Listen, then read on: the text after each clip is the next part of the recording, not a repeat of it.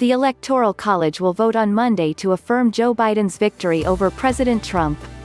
NPR discusses the latest on the vote and what comes next. Mara Louise Kelly, host. In California, electors will vote about an hour from now.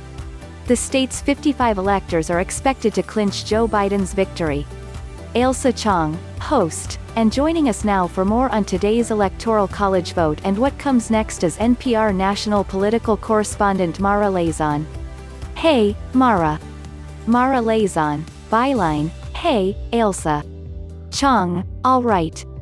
So as of today, it will be absolutely official that Joe Biden won the presidential election.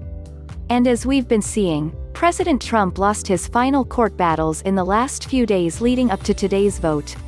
So is there any sign that President Trump might concede at any point soon? Liasson, no sign.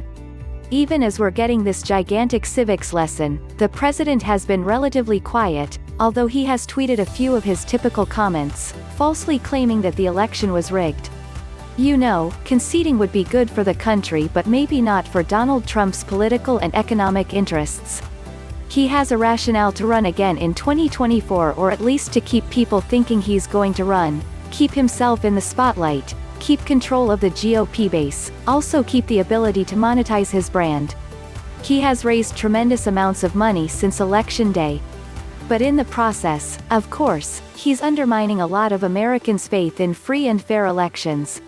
You know, the bedrock norm of democracy is accepting that, sometimes, your guy doesn't win, and a loss is met with grace, not denial and threats of violence. Chang, sure. But, you know, that said, the president did have a lot of support from Republicans for his efforts in continuing to fight the election results.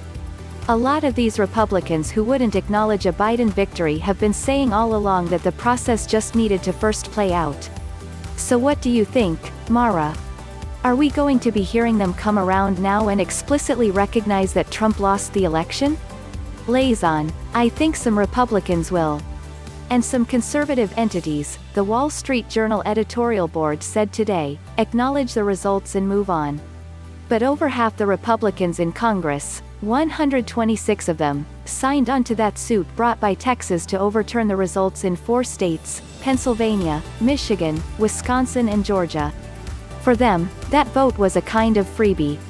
They knew the suit wasn't going anywhere.